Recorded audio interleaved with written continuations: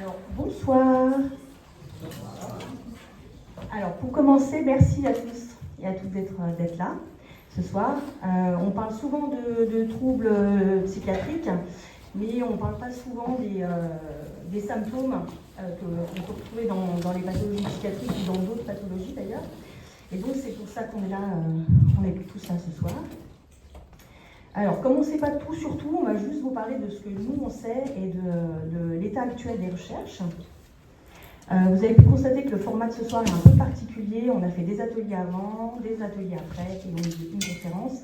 C'était juste pour permettre au plus grand nombre d'assister à des ateliers de manière, en petits groupes, pour être plus à l'aise, pour que ce soit plus ludique. On espère que ça vous plaît. Pour information, on fait tous partie là, de la même équipe, une équipe de recherche qui s'appelle CR2, qui travaille sur les neurosciences appliquées en psychiatrie. Et on est à l'étage juste en dessous. Et on fait partie du centre de recherche en neurosciences de Lyon. Nous, dans l'équipe, on essaye de mieux comprendre les mécanismes cérébraux pour les adapter à la clinique. Dans l'équipe, il y a des chercheurs en neurosciences, il y a des soignants, il y a des étudiants, il y a du personnel technique. Voilà, donc là on est un petit peu mélangés. Je vais vous montrer le programme de ce soir. Donc vous avez déjà vu les sessions 1. Le temps de pause a été très bref pour ceux qui ont fait les ateliers de la session 1. Donc là, on a un temps de conférence d'1h15 à peu près. Après, vous aurez un petit temps de pause et vous pourrez poser éventuellement vos questions. Et ensuite, on pourra repartir sur les ateliers de la session 2. Là, chaque personne qui va intervenir maintenant parlera pendant une dizaine de minutes. Vous pourrez poser vos questions à la fin de chaque intervention. Et il y aura un temps de questions à la fin de toutes leurs interventions pour tout ce que vous aurez entendu jusque-là. S'il y en a qui ont des questions d'ordre personnel, on le fera dans un deuxième temps et à part. Voilà, pas forcément en amphi. Voilà, et bien écoutez, je vais laisser mon collègue prendre la suite. Donc, Maxime.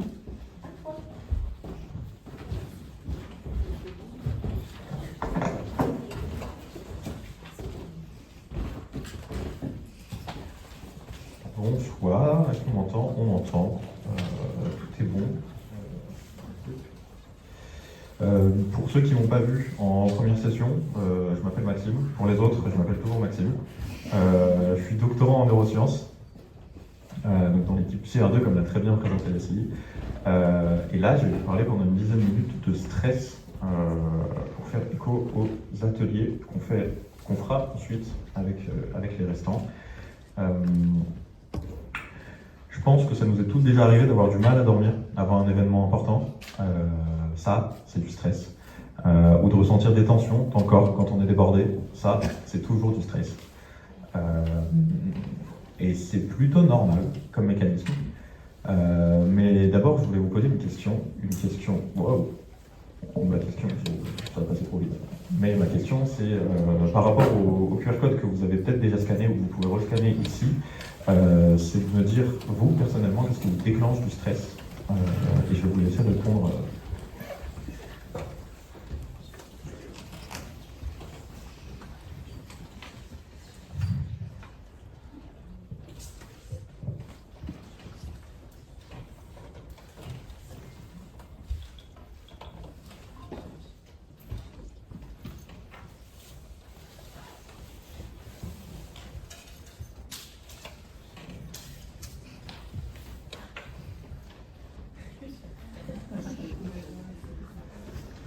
Le premier, avec les études, on est tous un peu d'accord. Moi aussi. Moi aussi, parce qu'on a beau être en train de travailler en doctorat, on est toujours en études. Travail, famille, travail, les choix d'études. Ma belle-mère avec un cœur. Moi aussi.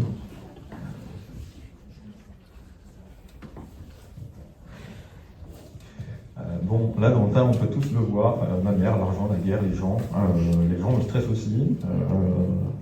Pour ça que je suis là en train de parler devant vous.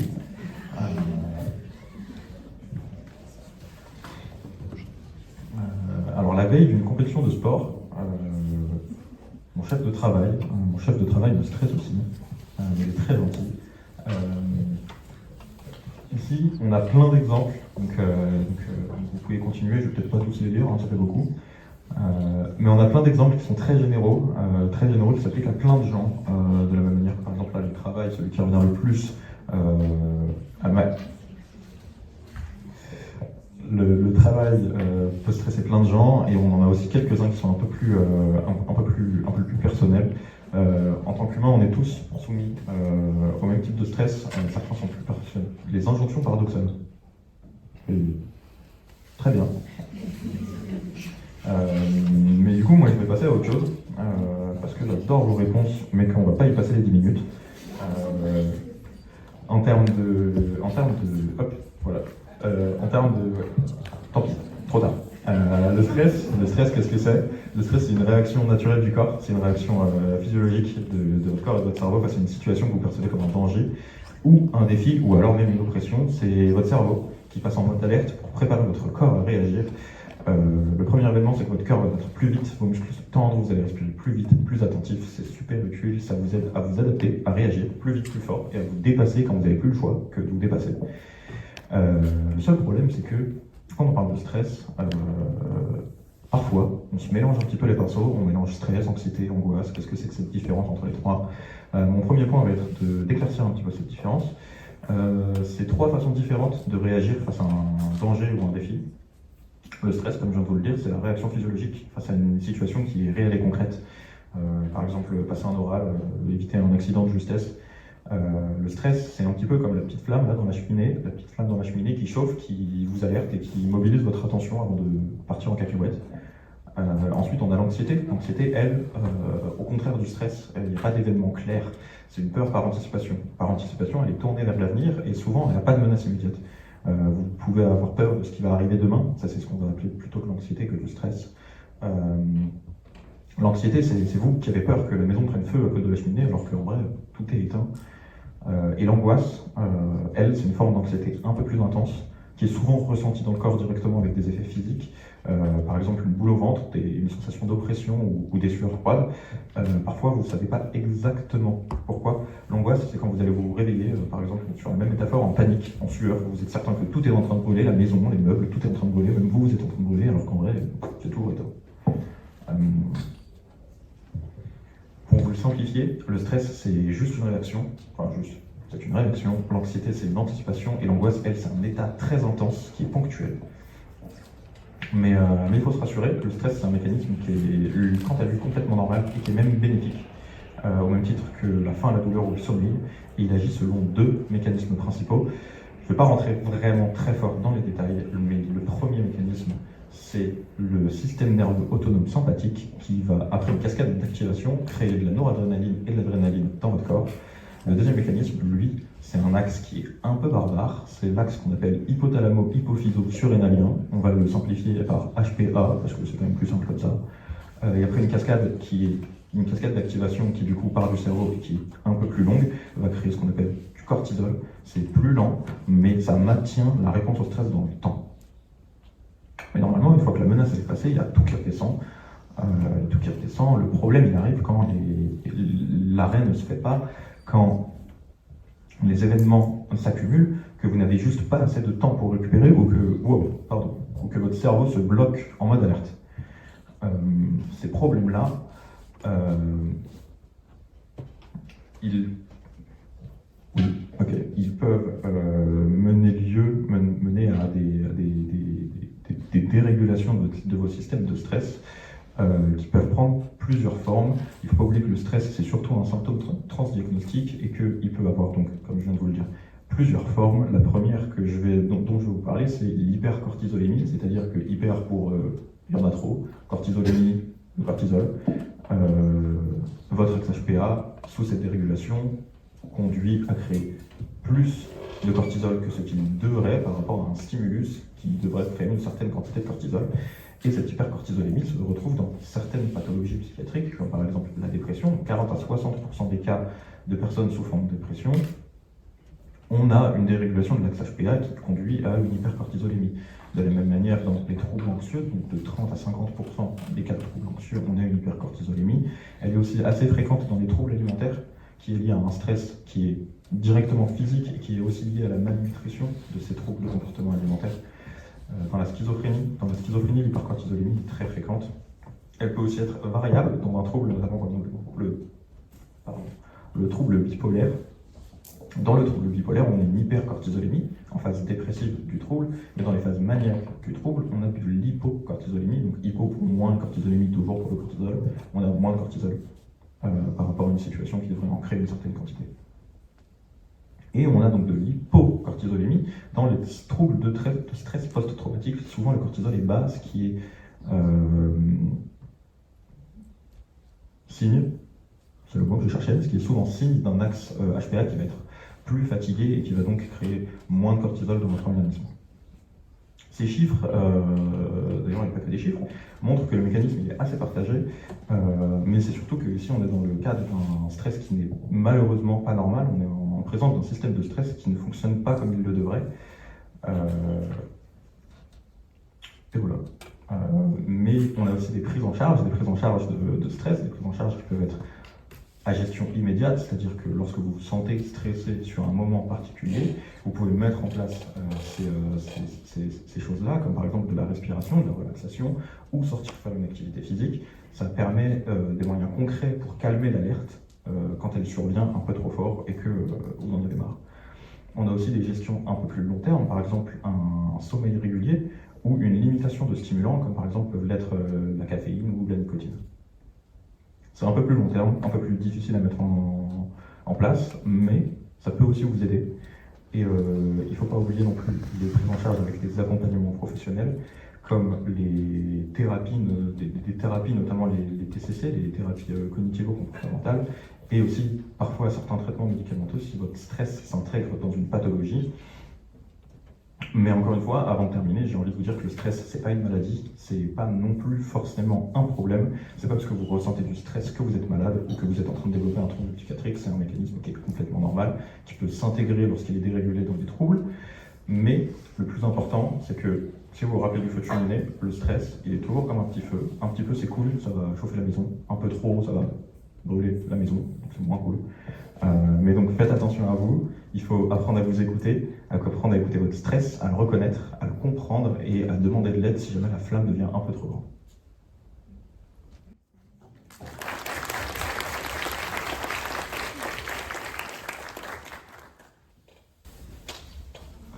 Si jamais vous avez des questions, il faut peut-être en avoir.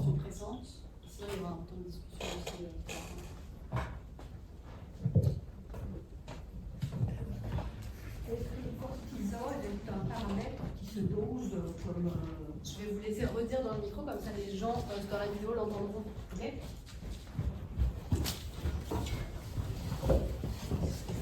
Est-ce que le cortisol est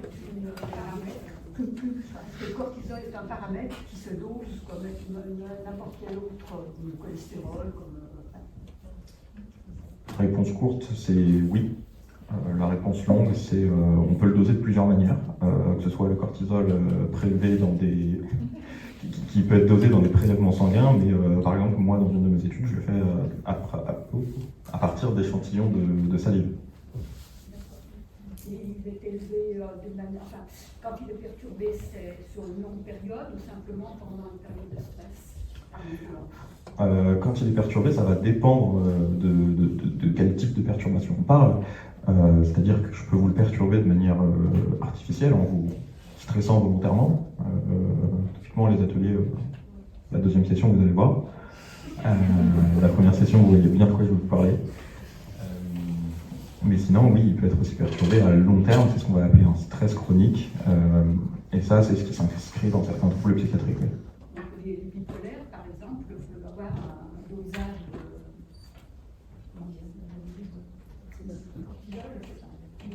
de cortisol élevé en permanence.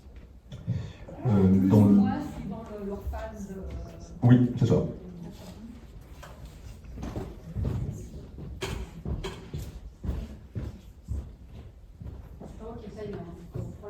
C'est pas moi qui ai le timer non plus. Je voudrais vous demander la différence que vous faites entre l'angoisse et l'attaque de panique, de la manière dont vous m'avez présenté. Je ne connais pas ce deuxième terme. D'accord.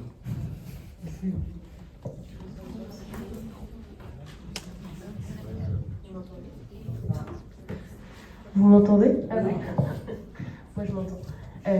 Crise attaque de panique, je ferai référence à crise d'angoisse. Donc en fait, une angoisse, ça va être plus sourd, plus permanent. Ça va être un patient qui se lève le matin avec une sensation d'angoisse, et cette sensation d'angoisse, elle va perdurer pendant plusieurs heures dans la journée. Alors qu'une crise d'angoisse, une attaque de panique, ça va être très soudain, très fort, et puis ça va se diminuer assez rapidement en fait. Donc je verrais plutôt une différence temporelle.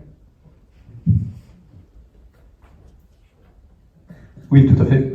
L'attaque de panique, c'est un terme véritablement psychiatrique qui s'inclut sur des critères diagnostiques particuliers. Et généralement, il n'y a pas forcément de facteur déclencheur, comme dans l'angoisse à l'attaque de panique, et elle est sur une durée brève d'installation d'environ un quart d'heure, et au bout d'une demi-heure, elle disparaît. Alors que là, on parle d'angoisse, et comme tu l'as très bien dit, ça peut vraiment s'intégrer dans une attaque de panique plutôt courte ou plus longue. Donc, dans l'angoisse, il y a l'attaque de panique, je pense.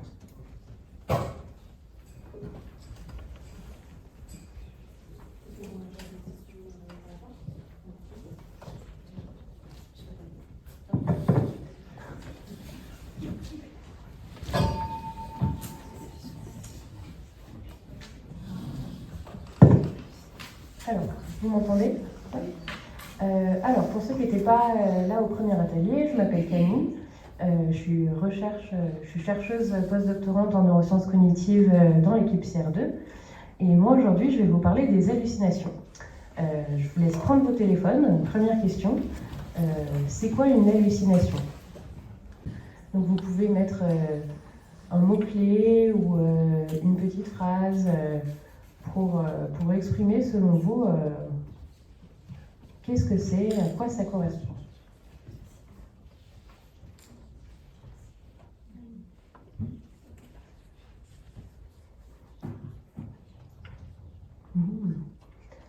Alors, voir des choses qui ne sont pas réelles.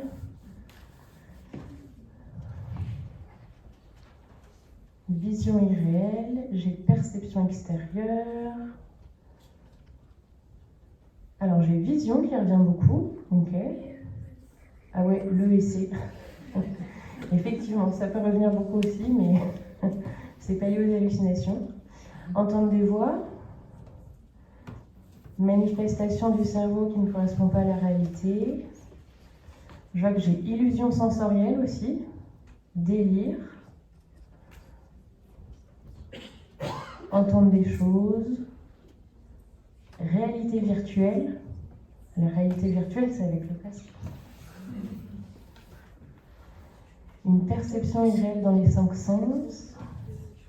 Une illusion d'optique créée par notre cerveau.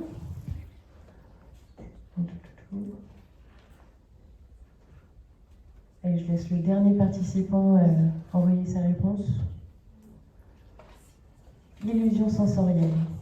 Intéressant. Ok. Eh bien, je vous propose de débunker tout ça.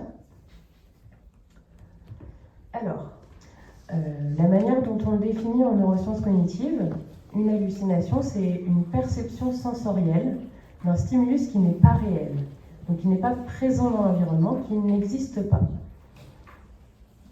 Attention, une hallucination, ce n'est pas une illusion. Et donc ici, il faut bien faire la différence entre les deux. Une illusion, ça va correspondre à une perception sensorielle déformée d'un stimulus qui, lui, est bien réel. Donc à l'écran, vous pouvez voir une image donc, de formes géométriques assemblées ensemble, blanche et noire. Et donc si vous regardez cette image, vous allez avoir une impression de mouvement. Et donc ce mouvement, il est illusoire, il n'est pas réel, mais il provient de la perception déformée du stimulus à l'écran qui, lui, est bien réel. Et donc là, on fait bien la différence entre les deux, l'hallucination et l'illusion. Alors, j'ai eu beaucoup de visions, j'ai eu entendre des voix.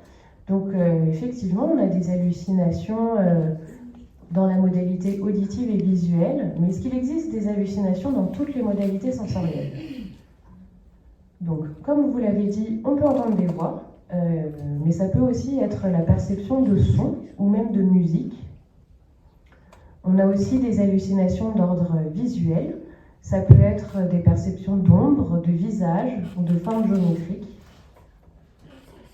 On a aussi des hallucinations dans la modalité tactile, avec des sensations de toucher, de picotement, de fourmillement. Des hallucinations dans la modalité olfactive, avec des odeurs de brûlé, de moisissure.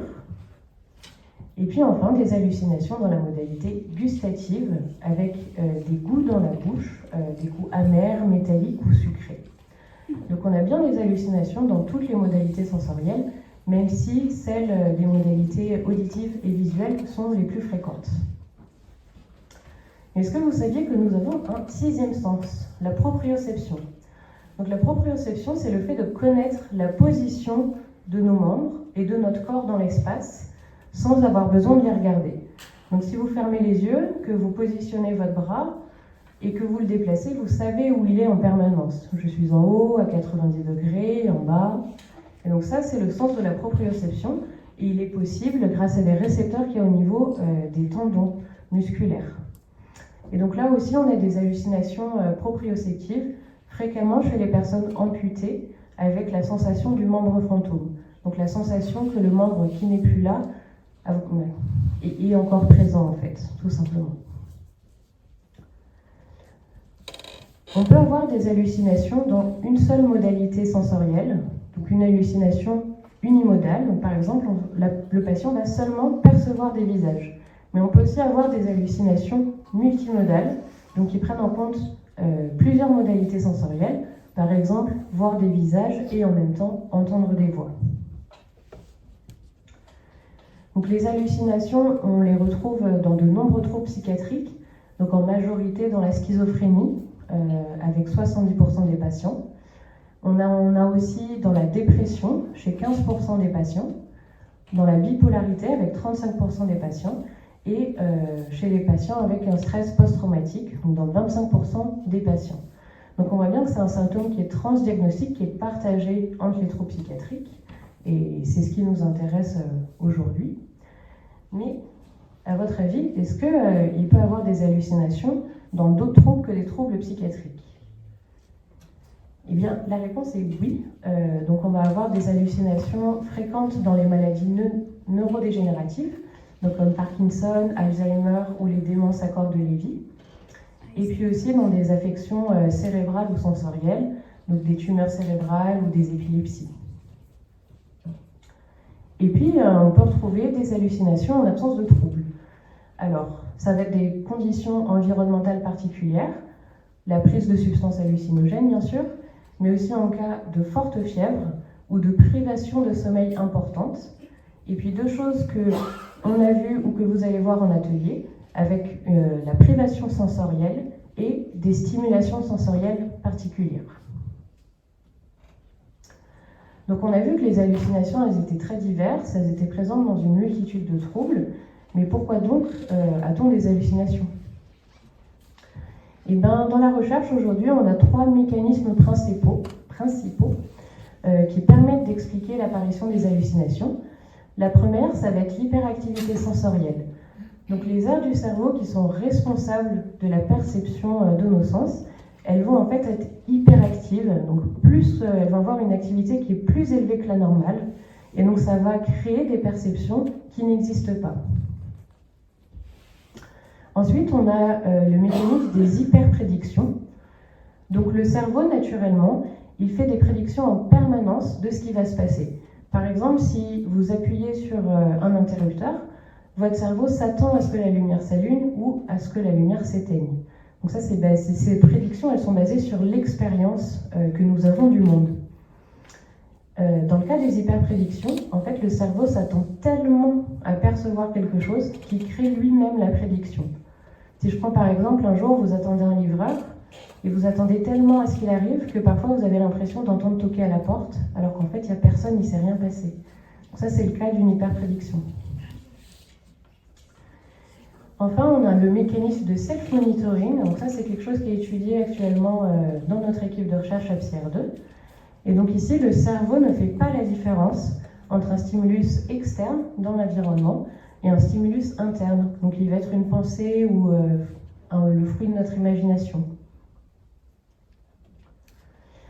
Enfin, quels sont les traitements actuels pour les hallucinations? En première intention, on a un traitement pharmacologique, donc avec les antipsychotiques qui vont agir sur la dopamine, et on a 60 à 70% d'efficacité. Et nous, en recherche, on n'aime pas quand on n'a pas 100%, donc on essaye de trouver des solutions pour les 30 à 40% restants de patients qui ont toujours des hallucinations, donc qui sont résistants au traitement pharmacologique. Actuellement, dans les labos de recherche, on teste les stimulations cérébrales non invasives. Donc on dit que c'est non invasif, par opposition par exemple à une prise de sang, où donc vous ressentez une douleur. Quand c'est non invasif, on ne fait pas d'agression, si je puis dire.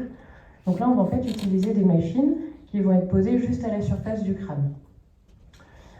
Donc cette machine, je ne sais pas si vous voyez ma souris. Ouais, trop cool. Donc cette machine, elle va créer soit un courant électrique de faible intensité, soit un courant magnétique de faible intensité. Et en fait, en l'appliquant à la surface du crâne, ce courant va être transmis aux aires corticales en dessous. Et donc, ça va permettre de modifier l'activité cérébrale. Et on va choisir l'endroit spécifique du cerveau où on veut agir pour soit créer une suractivation de l'aire cérébrale ou alors réduire l'activité de cette activité cérébrale. Donc ça, c'est encore en stade de recherche, donc on fait ça avec des patients en laboratoire. C'est pas encore disponible en clinique, il faut encore plus de recherche pour que ça le devienne, mais on a déjà 30 à 50% d'efficacité.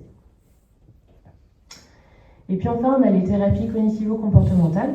Donc ça ne permet pas de supprimer les hallucinations, c'est pour aider les patients à les reconnaître, à les gérer, travailler sur la détresse, l'anxiété liée aux épisodes hallucinatoires, et puis travailler aussi sur les croyances qui peuvent être associées aux hallucinations. Donc pour conclure, une hallucination, c'est la perception d'un stimulus qui n'est pas réel. On en retrouve dans toutes les modalités sensorielles, dans des maladies psychiatriques mais aussi neurologiques. Le traitement de première intention à l'heure actuelle, c'est les antipsychotiques qui sont faits dans 70% des cas.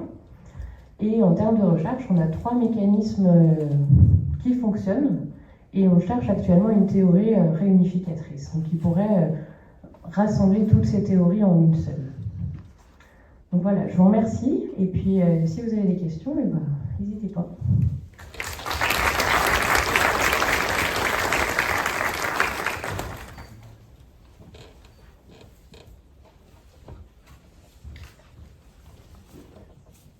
Je me demande juste, du coup, les 3 que vous avez expliqués, c'est hyperactivité sensorielle, hyperprédiction et self-monitoring, ça c'est les 3 mécanismes, c'est ça?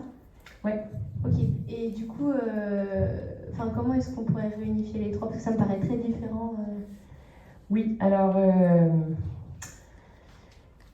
récemment, il y a un papier qui est sorti où du coup plein de chercheurs qui travaillent sur les hallucinations se sont rencontrés, des chercheurs du monde entier, pour essayer de créer une théorie qui pourrait tout rassembler. Et en fait, cette théorie, elle prend en compte... En fait, c'est soit elle est réunificatrice, soit elle est discriminante. Donc l'idée, c'est de rassembler toutes ces théories dans une seule grosse théorie. Et après, en fait, de tester dans différents cas de figure, est-ce qu'il y en a une qui explique mieux les autres? Et des fois, il peut y avoir aussi les deux. Par exemple, l'hyperprédiction va pouvoir engendrer une hyperactivité. Ok, d'accord, je comprends. Merci. Ouais, cool.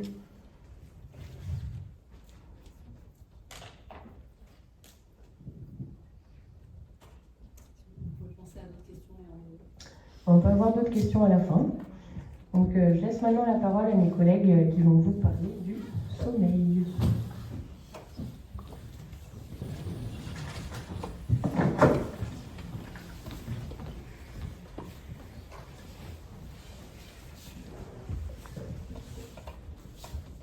Bonsoir à tous.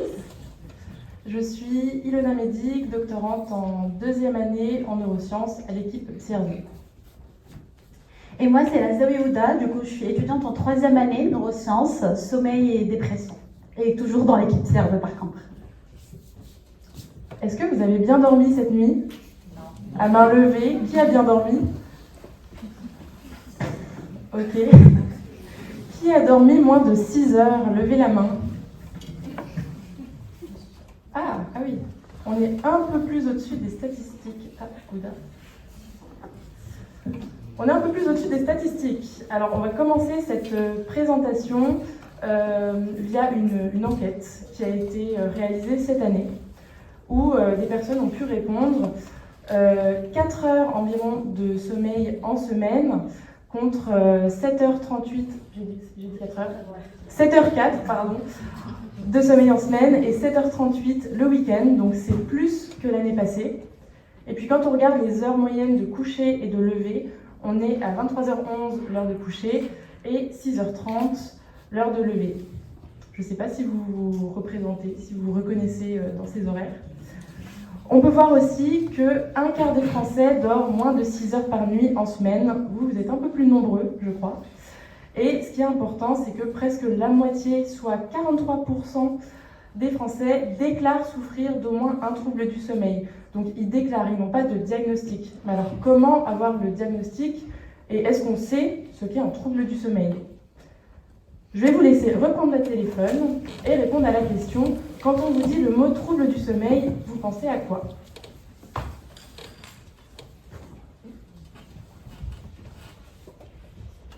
Insomnie, c'est le terme le plus... Je m'attendais tout de suite à ce terme-là.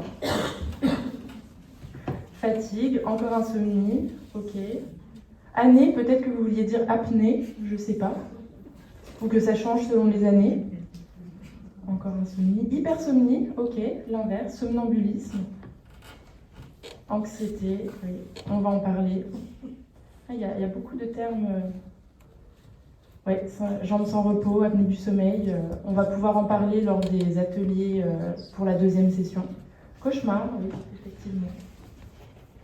Manque de sommeil, rumination, ok.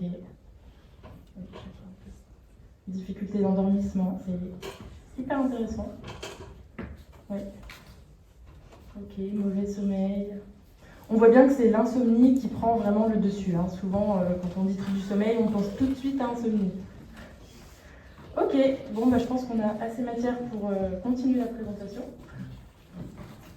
Du coup, là, l'idée, c'est de vous présenter, du coup, c'est quoi alors un trouble du sommeil et comment il est expliqué scientifiquement, comment il est défini dans la littérature en tout cas. Donc, un trouble du sommeil, en fait, c'est toutes ces fameuses perturbations qui peuvent être soit de la durée, soit de la qualité du sommeil, mais aussi de l'éveil, et qui peuvent induire un dysfonctionnement, que ce soit des processus physiologiques, psychologiques ou développementaux, de la régulation veille-sommeil. En fait, c'est tout simplement quand la machine du sommeil elle va se dérégler en termes de durée, de quantité, de qualité, de rythme aussi. Et le problème, c'est que ça se voit aussi le matin. C'est-à-dire, on a une fatigue, mauvaise humeur, des fois des accidents, et même souvent des accidents routiers ou autres, des baisses de concentration. Bref, en fait, tout ce qui n'est pas cool. Et en fait, il existe différents critères très très précis pour diagnostiquer chaque trouble. Mais ce qu'il faut savoir et à quoi il faut vraiment faire attention, ce n'est pas en fait une checklist pour faire son propre diagnostic à la maison et il suit seul. Seul un vrai spécialiste est capable de poser un diagnostic en utilisant ce qu'on appelle les critères de classification internationale des pathologies du sommeil. Et on ne fait pas d'autodiagnostic, sinon on se met vite à croire qu'on a tous les troubles et toutes les maladies qui existent. C'est comme un peu quand on a un mot de tête ou on a un problème, on va chercher sur Internet et en 2 clics, on se trouve avoir une tumeur ou autre. Donc c'est un peu pareil. Donc l'idée ici, c'est de bien retenir que ces critères, ils servent bien aux professionnels de sommeil, professionnels de santé.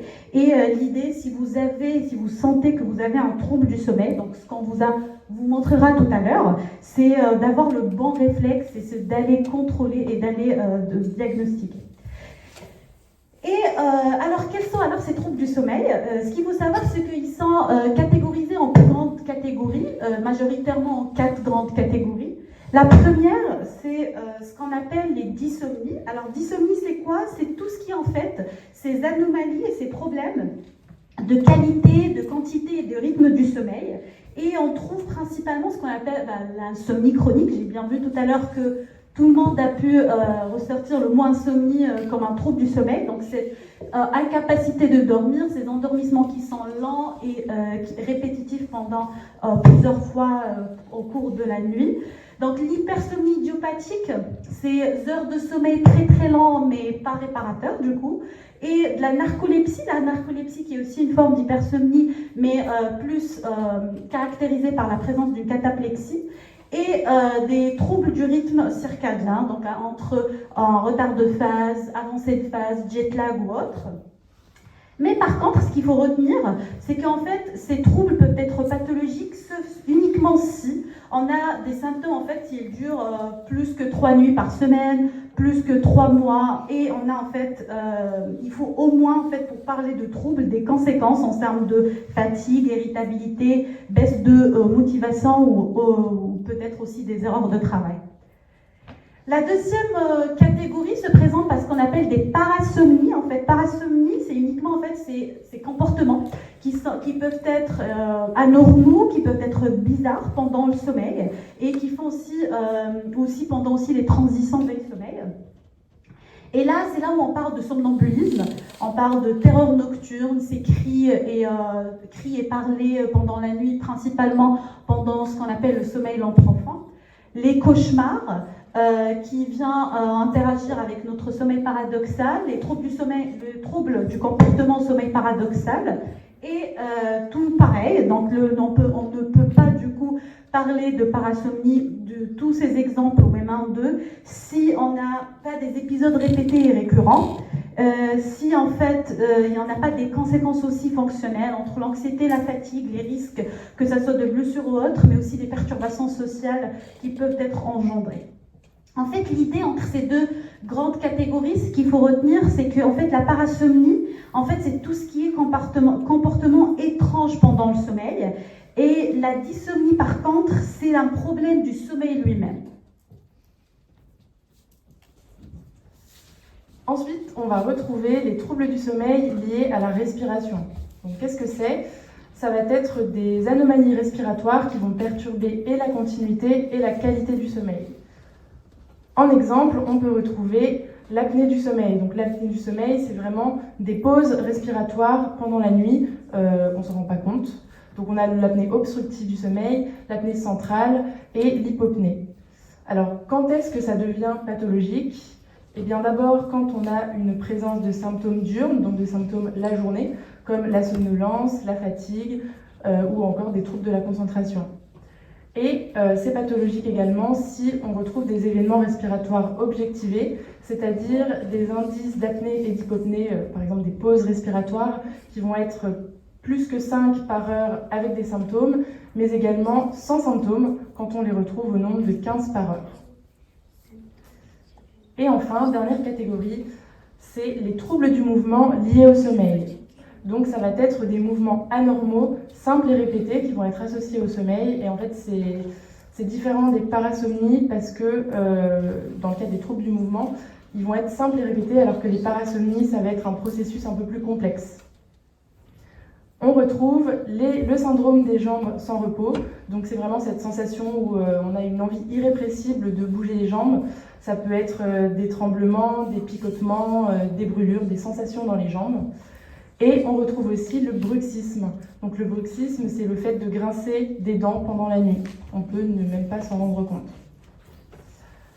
Et donc encore une fois, c'est pas grave si ça nous arrive de temps en temps, mais ça peut devenir pathologique si la fréquence est élevée et persistante, et puis si on retrouve une perturbation du sommeil avec une gêne fonctionnelle la journée.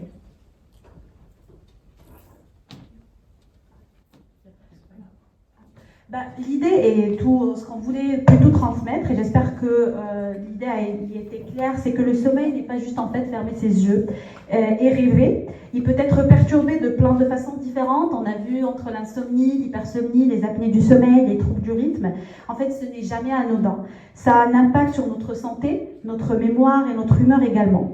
Et à retenir aussi que la prochaine fois que vous avez une mauvaise nuit ou que vous entendez quelqu'un dire que le sommeil c'est juste une perte de temps, plutôt repensez à tout ça. Et parce qu'en réalité, en fait, dormir, c'est bien investir dans sa santé. Et le sommeil, en fait, ce qui est notre carburant invisible, sans lui, rien ne fonctionne correctement. Donc, prenons-en soin. Et merci encore pour votre attention.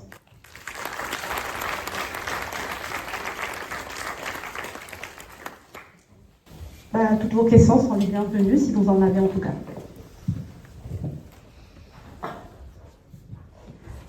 Bonjour. On voit beaucoup de pubs à la télé qui parlent de gummies à la mélatonine ou autre.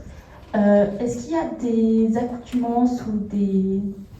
Si jamais on en prend trop, je demande pour une amie. Est-ce qu'il y a des accoutumances ou est-ce qu'au bout d'un moment on a des dépendances à ce genre de produits?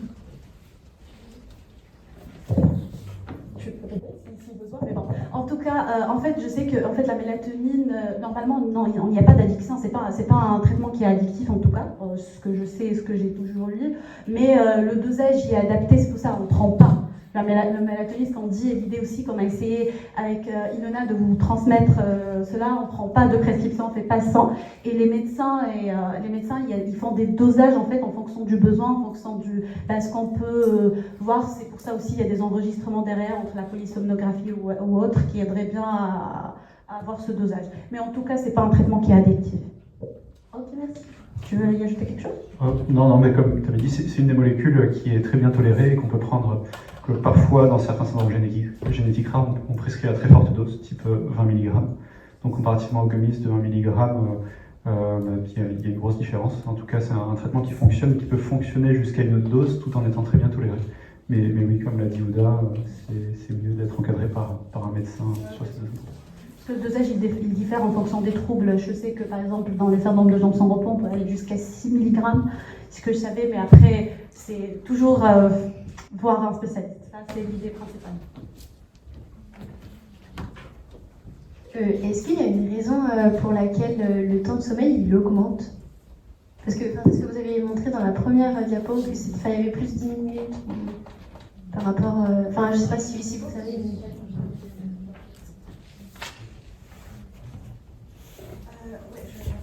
Là? Oui, c'est ça. Okay.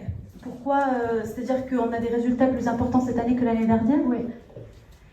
Alors, en fait, ce sont des résultats d'enquête, ce qui est en fait juste des avis de gens et ce qu'ils pensent eux, etc. Et on a fait les résultats, mais après, moi, je peux vous donner une réponse en fonction de ce qu'on voit et ce qui existe en littérature. La vérité, la première des points qu'il y a, c'est qu'aujourd'hui, il y a une très très grande vague, si on veut, de sensibilisation via l'importance du sommeil.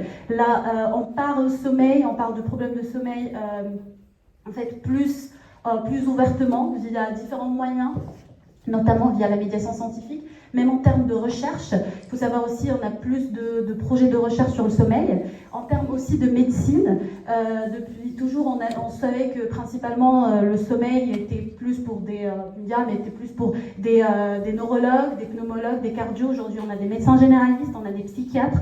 Donc, je pense que l'information et le conseil est mieux transmis et du coup l'hygiène, le respect de l'hygiène du sommeil. On parle aujourd'hui aussi de la chambre idéale pour le sommeil, donc c'est plus impliqué dans le quotidien et ce qui fait peut-être aussi que les gens commencent à prendre conscience de l'importance et à investir plus à un sommeil encore plus important.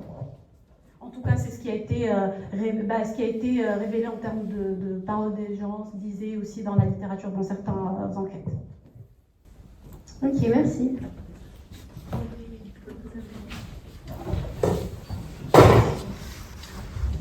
Bonjour. Moi j'ai des troubles du sommeil très impactants. Je dors environ 2 heures par nuit la semaine, le week-end un petit peu plus, mais voilà.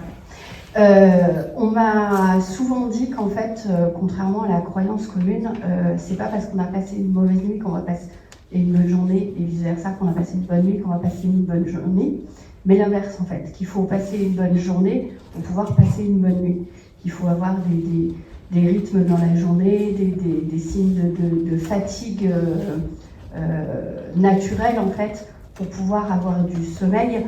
Et du coup, est-ce que vous avez des éléments par rapport à tout ça? Votre question, c'est comment avoir un meilleur sommeil? Oui, voilà, comment on peut faire en fait pour justement se caler au niveau du sommeil. On voit qu'effectivement les gens se couchent 23h, certains ça peut être plus tôt, d'autres plus tard. Comment mieux se connaître et comment arriver justement à trouver son bon rythme Alors déjà, biologiquement, on n'est pas fait pareil. On peut être prédisposé à être plus du matin ou plus du soir. Donc ça, c'est quelque chose qu'on comprend de plus en plus. Et je pense qu'il faut déjà avoir un bon rythme, se coucher tout le temps à la même heure, se lever tout le temps à la même heure. De la semaine au week-end, on peut avoir un petit décalage, mais pas au-dessus de 3 heures de décalage. Après, il y a beaucoup d'autres choses qui rentrent en compte. Il y a l'alimentation, ne pas manger tout de suite avant d'aller se coucher. Même chose pour le sport, ne pas faire un sport trop intense tout de suite avant d'aller se coucher. Il y a beaucoup de recommandations. Après, si on avait la réponse, personne ne ferait d'insomnie, je pense. Si tu veux rajouter quelque chose. Je voulais juste rebondir à l'idée que un bon sommeil vient d'une bonne journée passée. En fait, l'idée, déjà de base, ce qu'il faut savoir, c'est qu'un sommeil, pour juger d'avoir un bon sommeil ou pas, c'est qu'il faut savoir son besoin de sommeil. Et c'est pas en se forçant, en fait, on a, je pense, parlé tout à l'heure de ça, et on redirait, le sommeil n'est pas une quantité uniquement, c'est une qualité aussi. En fait, on peut travailler, Ilona en a pas mal cité de choses, mais c'est une vérité qu'un bon sommeil vient d'une bonne journée passée, bien réglée. On parle aussi de l'exposition à la lumière. L'exposition à la lumière est très très importante pour une régulation, et la lumière a été bien prouvée par plusieurs multiples études et recherches faites de son effet sur l'horloge biologique, sur la régulation du cycle et du rythme circadien. En fait, et aussi, l'idée, c'est de comprendre comment notre corps fonctionne et comment il y est, et pas se forcer. Parce que le problème aussi qui se passe, c'est qu'en cas d'insomnie ou de difficulté d'endormissement, on a tendance à se forcer et à tourner, essayer de tourner dans le lit pour essayer de se pousser à dormir. En fait, pour ceux qui ont déjà fait les ateliers avec nous, ou pour certains qui le feront tout à l'heure, le sommeil est représenté comme un train du sommeil, et un train, quand il arrive en gare, on le prend. Si on le rate, on ne force pas les portes pour entrer dans un train. Il faut attendre le prochain, et quand on attend le prochain, c'est-à-dire qu'on arrive en retard, et c'est pareil quand dans le sommeil, arriver en retard, c'est-à-dire pas atteindre son besoin. Du coup, c'est l'idée aussi de quand on a envie de dormir, y aller, et pas essayer de dire non, je pousse encore, c'est-à-dire que vous ratez votre cycle, et si vous poussez, y entrer, il y a d'autres moyens, on peut y aller des fois, c'est conseillé de bouquiner, de marcher, de faire autre chose, mais pas se forcer à pousser dans le cycle. Est-ce qu'on va pas continuer à une dernière? Moi j'avais une question sur tout à l'heure les critères là, qui permettent de déterminer si c'est pathologique. Est-ce que ce sont des critères cumulatifs ou pas? En fait, c'est une grille. C'est une grille de classification avec, en fait, généralement, il y a par trouble tous les critères qui permettent de dire que c'est un trouble, etc. Et après, c'est un score final. Tu pourras me dire si tu as plus d'idées, Arthur, mais sinon, en fait, généralement, c'est une grille avec tous les critères. Et après, c'est propre au médecin quand il y a des questions à poser et une évaluation clinique à faire. Et après, il y a un score total pour pouvoir dire si c'est ça. Généralement, pas tous les items sont cumulatifs, mais certains d'eux, oui. Bon, on va passer à la présentation suivante d'Arthur.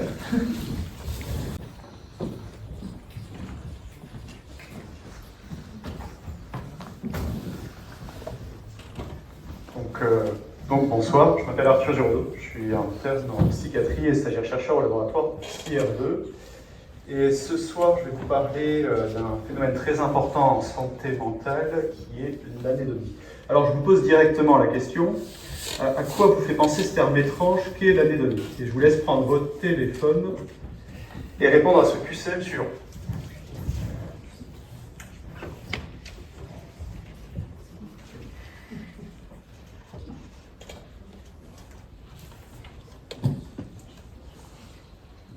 Oui, alors parmi les items, on a à l'origine le nom d'une île grecque légendaire sauvée de la tristesse permanente par la philosophie, la peur irrationnelle qu'un esprit vous observe de domicile, l'incapacité à éprouver du plaisir même si on vous offre un croissant chaud ou un message gratuit. C'était pas un message, un massage gratuit. Un état de stress corporel défini par les Suédois depuis la tradition des plongeons dans la neige après une session sauna. Je vous laisse répondre, je ne sais pas s'il est normal que le pourcentage ne s'affiche pas. Ah oui, d'accord. Enfin, mince, ok. Bon, est-ce qu'il y a une personne qui veut... Ah, c'est bon?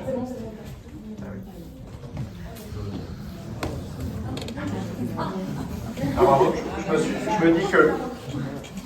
Vous allez trop vite. D'accord, je m'attendais pas à ce qu'il y ait autant de bonnes réponses. Je pensais que ceux qui avaient participé à l'atelier juste avant auraient une idée plus ou moins précise de ce que ça pouvait être. Mais bon, bravo à tous ceux qui ont répondu, aux 9 personnes qui ont répondu.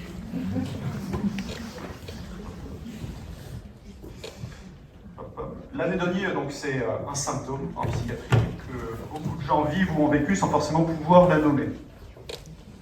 J'imagine que vous aimez... J'imagine que vous aimez vous balader, écouter de la musique, passer du temps avec vos proches. Eh bien, imaginez qu'un jour, ça ne vous fasse plus rien, qu'il n'y ait plus de motivation, plus d'envie, plus de plaisir en les réalisant. Eh bien, c'est ça l'anédonie. L'anédonie, elle vient du grec, étymologiquement, ane, qui écrit la privation, et hédonie de hédoné, qui signifie le plaisir. C'est donc, littéralement, l'absence de plaisir. Mais ce n'est pas juste être triste, c'est ne plus pouvoir ressentir ce que les gens ressentent face à un moment agréable ou une récompense. Alors actuellement, on a tendance à diviser l'anédonie en 3 sous-catégories. La première, c'est l'anédonie de motivation. C'est une sorte de perte de plaisir de l'envie, une perte du plaisir anticipé, du plaisir futur qu'on ressentira. J'espère que je m'exprime bien. La deuxième sous-catégorie, c'est l'anédonie de consommation. Là, le concept est assez simple, c'est la perte du plaisir de faire et d'avoir. Imaginez que vous n'ayez plus de plaisir à faire de la poterie, de la peinture, à manger un chocolat. Et la troisième sous-catégorie est peut-être la plus complexe, c'est l'anédonie d'apprentissage. Notre cerveau, il a pour habitude d'associer certaines situations à du plaisir. C'est ce qui notamment a inspiré le livre La première gorgée de bière et le plaisir minuscule de Philippe Delerme, que je vous recommande. Mais globalement, quand on rencontre une personne qui devient notre amie, on a tendance à associer progressivement du plaisir au moment de rencontre avec cette dernière. Et bien dans l'anédonie d'apprentissage, il y a la perte de cet apprentissage du plaisir. Pourquoi est-ce que je vous parle d'anédonie? Pourquoi est-ce que je la nomme et je la définis? Eh bien parce que l'anédonie n'est pas anodine. En effet, elle impacte profondément le quotidien de ces gens qui en souffrent. Et ça va jusqu'à perdre ses amis, perdre ses passions et perdre son travail. Dans certains cas, ça peut aussi aller jusqu'à provoquer des idées suicidaires, voire des passages à l'acte suicidaire, notamment dans les troubles dépressifs. Et je vous parle de troubles dépressifs pour faire le pont avec cette slide qui s'affiche sur l'écran. Dans quel contexte est-ce qu'on retrouve l'anédonie? Parce qu'en effet, elle n'est pas un symptôme isolé. Un symptôme, par définition, c'est un phénomène observable associé à une maladie. Et dans la plupart des maladies, il y a plusieurs symptômes associés à cette maladie. L'anédonie, elle est très associée, presque exclusivement, associée à des maladies qui sont neurologiques et psychiatriques, avec d'autres symptômes.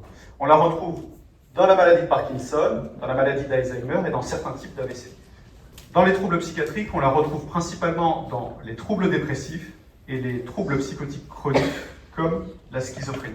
Et vous le savez, le laboratoire PSYR2, il est spécialisé dans la recherche en santé mentale. Donc je vais essayer de vous emmener vers une explication un petit peu plus poussée de la place de l'anédonie dans les troubles psychiatriques que je vous ai cités.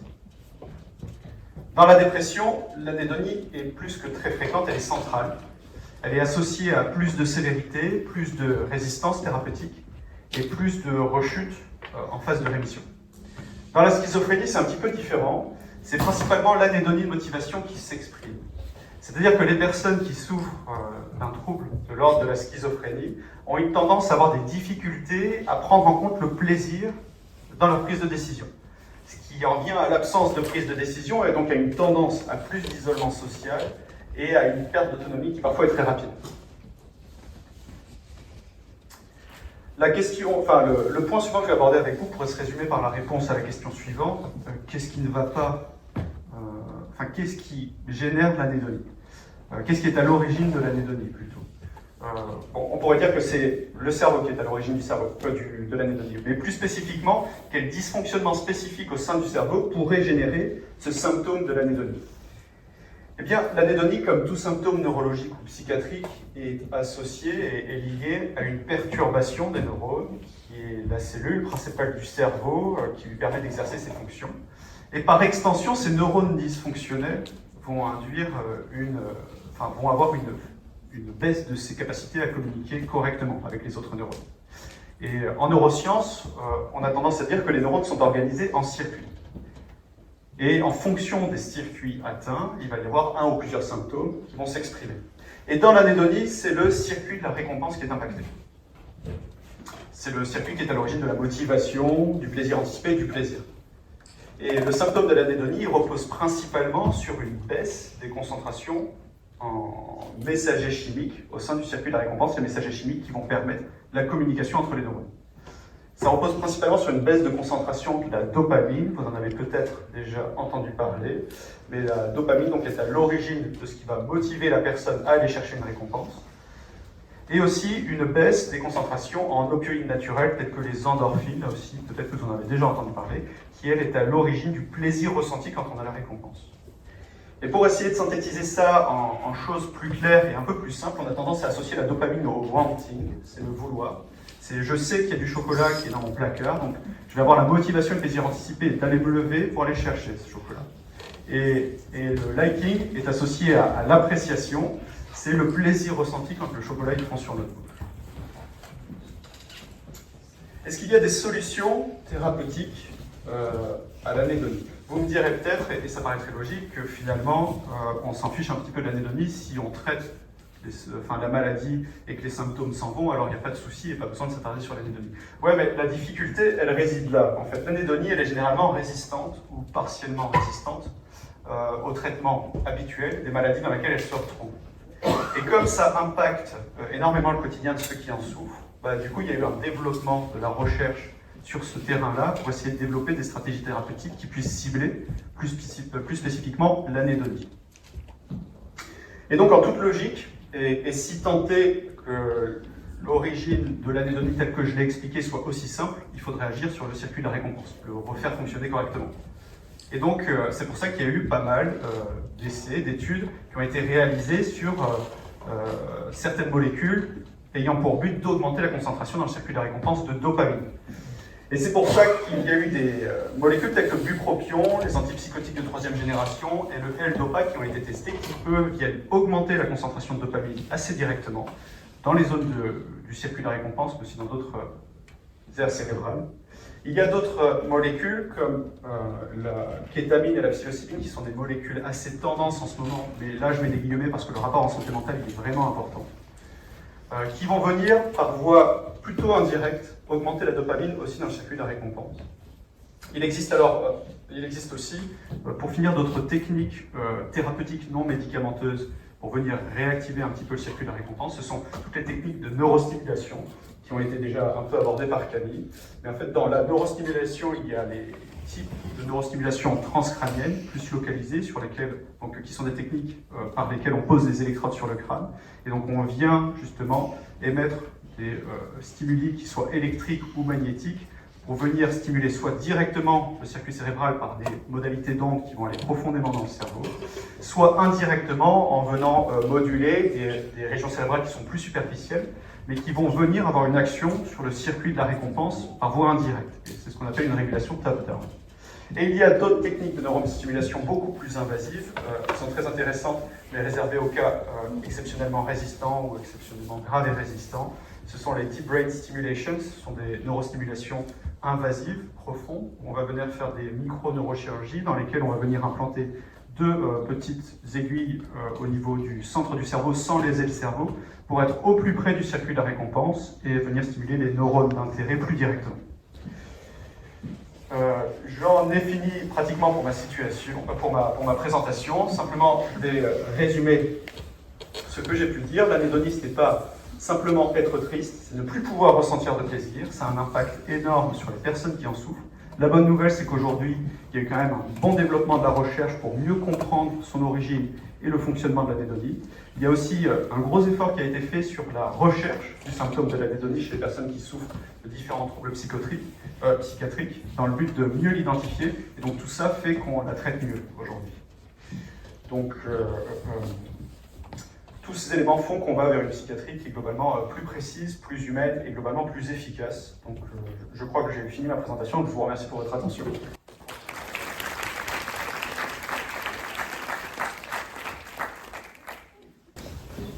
Je suis en haut cette fois-ci, mais on peut toujours poser des questions.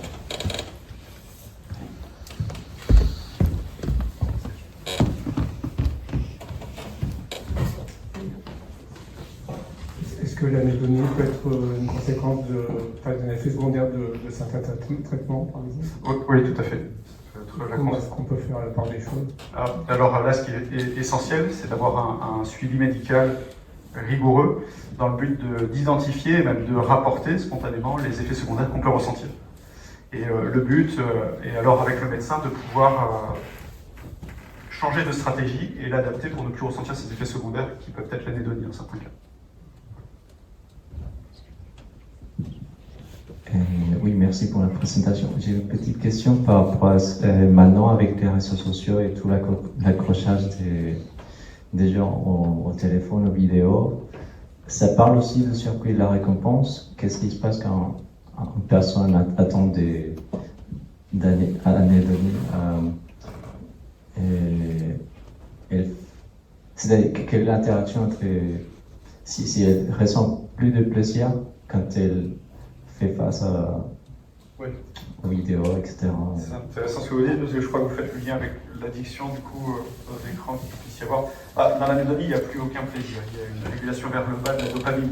Donc la personne qui va sur les réseaux sociaux n'éprouvera pas de plaisir. Mais par contre, c'est vrai que cette sorte, ce qu'on appelle le trouble de l'usage de l'écran excessif, génère, un peu comme dans les troubles de l'addiction, des dysfonctions du circuit de la récompense, mais qui sont à l'inverse avec trop de sécrétion de dopamine.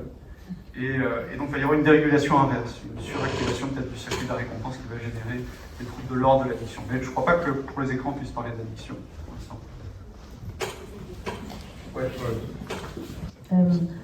En fait, ce qui va se passer dans toutes les addictions, c'est que on a tous un seuil de bien-être naturel. Et en fait, l'effet de pratique addictive va faire que ce seuil va être augmenté. Et donc en fait, il va être de plus en plus dur d'atteindre ce seuil suite à du coup en fait une habituation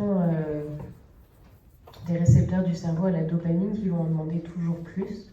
Et donc en fait là, ce qui est difficile dans les addictions, c'est de retrouver un seuil normal parce qu'en fait, une fois qu'on dépasse le seuil, par exemple, si vous prenez une drogue dure, je prends un exemple extrême, mais du coup le seuil va être augmenté d'un coup à des valeurs qui ne sont pas physiologiques. Et le phénomène de down derrière va être extrêmement puissant et la personne va se retrouver en dessous du seuil.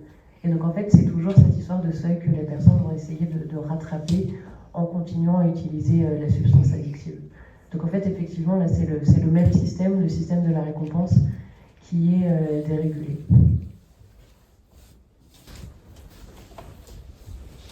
Donc bonsoir, on a parlé de différents troubles. Est-ce que ces troubles ils sont en augmentation? Est-ce qu'il y a des études qui sont faites là-dessus? Voilà, ou est-ce que finalement on sait mieux les diagnostiquer, mais qu'il y a 30 ans, c'était le même taux? On les retrouvait. Vous parlez des troubles neurologiques psychiatriques que j'ai évoqués ou dans Oui, les différents troubles. Alors là, je parle des troubles, l'adénonie, mais des troubles que vous avez présentés, même le trouble du sommeil, par exemple. Est-ce que c'est quelque chose qui est en augmentation ou pas? C'est vrai qu'on avait une question similaire en atelier et c'est très difficile, je pense, d'avoir le recul de pouvoir dire est-ce que ça a augmenté ou est-ce qu'on le diagnostique mieux. J'imagine déjà, je peux dire qu'on a une capacité de mieux diagnostiquer les troubles et qu'avec la sensibilisation qui est faite, notamment en France, dans des buts de prévention secondaire précoce, prévention primaire, il y a beaucoup plus de sollicitations des personnes du réseau médical pour pouvoir exprimer ces. Donc oui, ne saurais pas quoi vous répondre exactement, si ce n'est qu'on les diagnostique mieux et que c'est peut-être en lien avec ça. En fait, si je me permets aussi juste de rebondir en parlant des troubles du sommeil ou autres, ça dépend parce que de troubles de sommeil X, il y a aussi des causes en facteurs environnementaux. On peut parler de consommation de certains, entre des drogues, de l'alcool, du tabac, mais aussi de l'obésité ou autre. Et ce qui a été révélé par plusieurs, si on veut, sources de littérature, c'est que aussi certaines pratiques, le niveau de sédentarité qui commence à être plus élevé, les addictions aussi.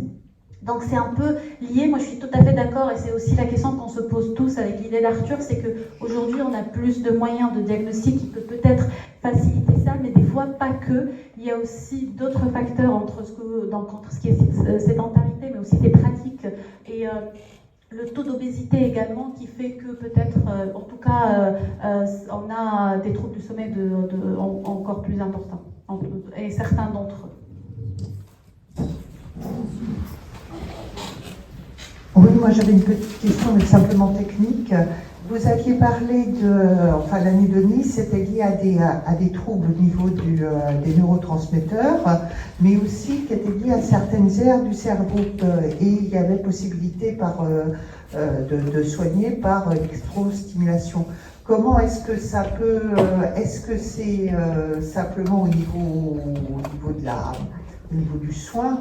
Est-ce que l'action de soin va plutôt agir sur les aires ou simplement sur les neurotransmetteurs? Et aussi j'avais aussi une question aussi par rapport à l'activité physique, qui est peut-être liée aussi à la sédentarité.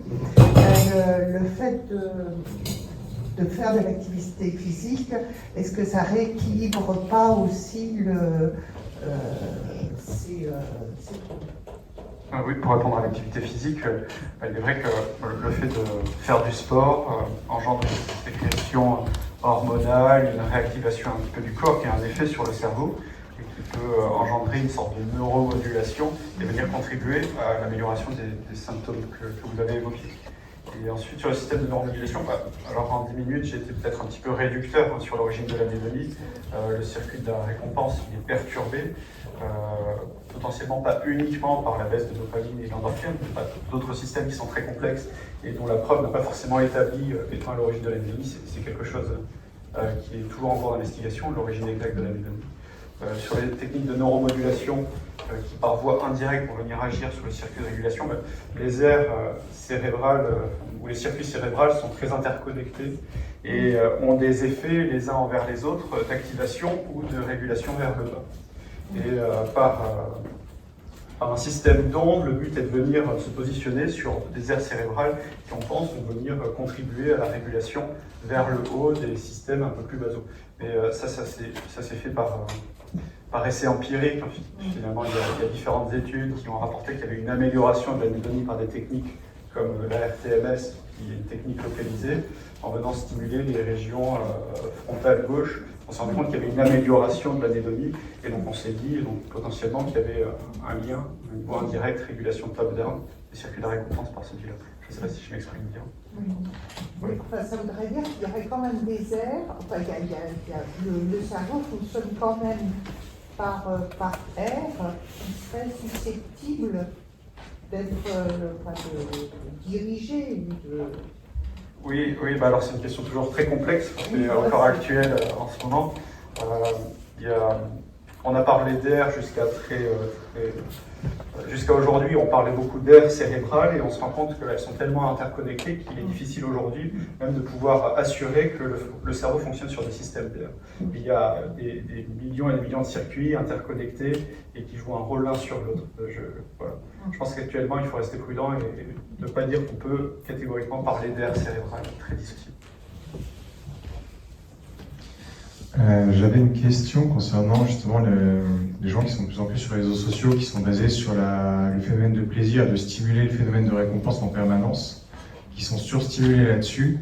Est-ce que cette surstimulation, ça peut justement dériver sur des troubles que vous avez présentés au cours de la soirée? Très bonne question, et je ne suis pas sûr d'avoir la réponse à tout ça. Je suis mis en échec un peu. Mais, ouais. Ce que je vous recommande de faire, et c'est très intéressant, c'est ce que je fais quand je n'ai pas de réponse à une question, je vais sur Google Scholar et je tape les mots-clés de la question que vous m'avez posée. Mais oui, désolé. On sait que du coup cette utilisation des réseaux sociaux qui peut être cette utilisation des réseaux sociaux, elle va pouvoir créer une sorte de trouble addictif en fait. Et du coup, ces troubles addictifs, ils sont souvent liés en tout cas aux troubles du sommeil et puis aussi à des dépressions, etc. Donc toute addiction n'est pas anodine. Encore une fois, il faut faire la mesure entre une activité raisonnable et une addiction et surtout au niveau des conséquences que ça va avoir dans le comportement de la personne. En fait.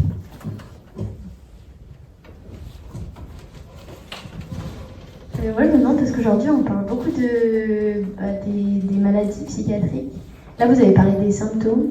Et qu'est-ce que vous pensez du fait de s'intéresser peut-être plus aux symptômes pour soigner? Est-ce que c'est possible? Est-ce que c'est déjà des choses qu'on fait? J'ai entendu du coup avec l'anédonie, ça pouvait se faire parce qu'on peut utiliser des médicaments spécifiquement pour l'anédonie. Mais est-ce que ça se fait pour les autres symptômes? Est-ce que c'est un truc qui avance?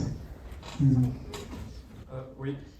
Oui, et, enfin, de plus en plus, il y a une adaptation individuelle parmi les stratégies thérapeutiques. Avant, même toujours actuellement, pour un trouble psychiatrique, on a différentes lignes de traitement qui sont assez invariables suivant les individus. Mais de plus en plus, ce qui émerge, c'est une adaptation individuelle des stratégies thérapeutiques pour chacun, en fonction de l'expression des symptômes dominants pour chaque trouble psychiatrique. Donc ce que vous dites là, c'est très intéressant, parce que de plus en plus, maintenant, on se base sur les symptômes prédominants pour essayer d'agir principalement sur les symptômes qui posent problème et qui sont peut-être à l'origine de l'entretien du trouble. Donc, voilà, j'espère avoir répondu de manière générale à la question.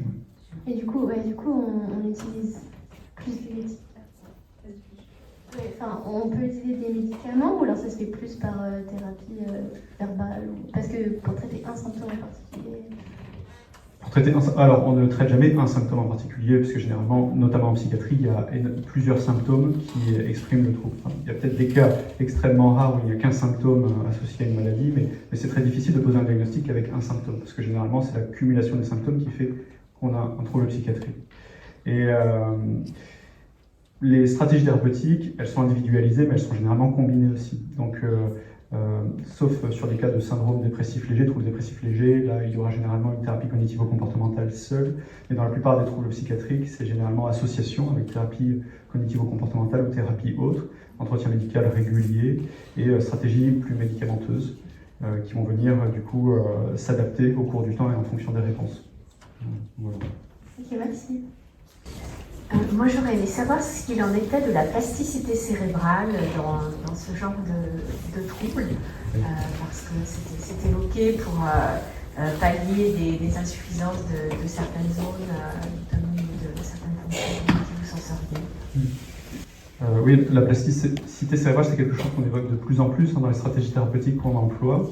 On se rend compte qu'en stimulant les neurones, notamment par les stratégies de neurostimulation, il y a aussi des sécrétions par les neurones et les cellules autour de facteurs de développement type BDNF qui vont contribuer du coup à cette neuroplasticité et à la création de nouvelles connexions, la création de nouveaux neurones par les cellules souches cérébrales qui sont présentes notamment dans nos ventricules, dans certaines zones particulières, ventricules cérébraux. Et donc oui, on se rend compte que la plasticité cérébrale est essentielle aussi pour pouvoir non pas juste traiter le dysfonctionnement, mais pouvoir proposer, on peut le penser, des voies alternatives fonctionnelles pour pallier à ces symptômes. On prend une dernière question, parce qu'on va se mettre en retard pour les ateliers après. On fera une petite pause de quelques minutes pour que les gens qui ont assisté à la première session puissent partir, que les intervenants puissent se reposer, boire un coup, et vous aussi d'ailleurs. Allez, une dernière petite question. Un ressenti général, à vous écouter, on a l'impression que c'est inévitable en fait, bien que ce soit dans le cas où c'est associé à des troubles psychiatriques, on n'est pas tous susceptibles d'en avoir au cours de notre vie, mais j'ai quand même l'impression que on a quand même eu beaucoup de chance d'avoir ce genre de symptômes au cours de notre vie. Et ma question c'est, du coup, si on a pu ressentir, enfin, avoir ces symptômes-là au cours de notre vie, est-ce que c'est héréditaire? Sachant que tout à l'heure, vous avez donné un chiffre quand même qui était intéressant avec 280 millions de personnes. Est-ce qu'il y a est-ce que ça a été prouvé en fait que... Oui. Il y a beaucoup d'études en génétique et la génétique et la psychiatrie sont des spécialités qui collaborent énormément et de plus en plus.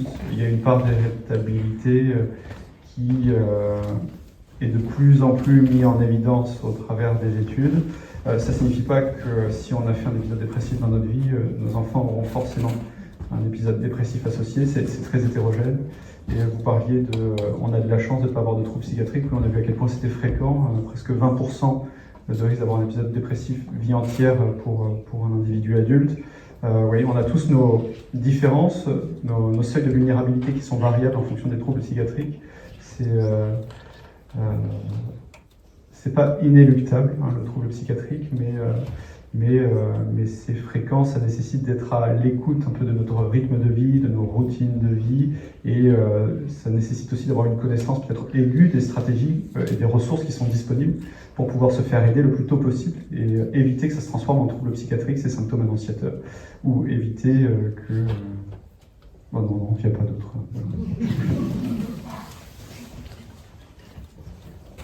Comme on a essayé un petit peu de le dire au cours de la soirée, ce qui va vraiment jouer, ça va être la fréquence des symptômes et si ça impacte la qualité de vie. Une forte angoisse, une insomnie passagère, on ne va pas considérer que c'est un symptôme psychiatrique si ça arrive de temps en temps, mais par contre c'est plus à partir du moment où vous ne vous sentez pas bien,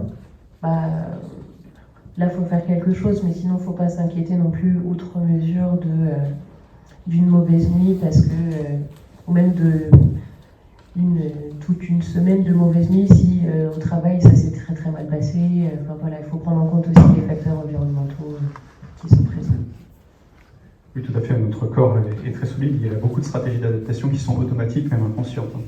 Et voilà, on parle de troubles psychiatriques de plus en plus parce qu'il y a un essor avec la nécessité de la prendre en compte de plus en plus car elles font souffrir et ce sont des maladies généralement invisibles. Mais voilà, soyez rassurés, on a tous nos stratégies pour faire face à tout ça. Et nos seuils de vulnérabilité sont variables dans le temps. Donc voilà, avoir une bonne hygiène de vie, être bien entouré sont des éléments très protecteurs des troubles psychiatriques. Eh bien, merci.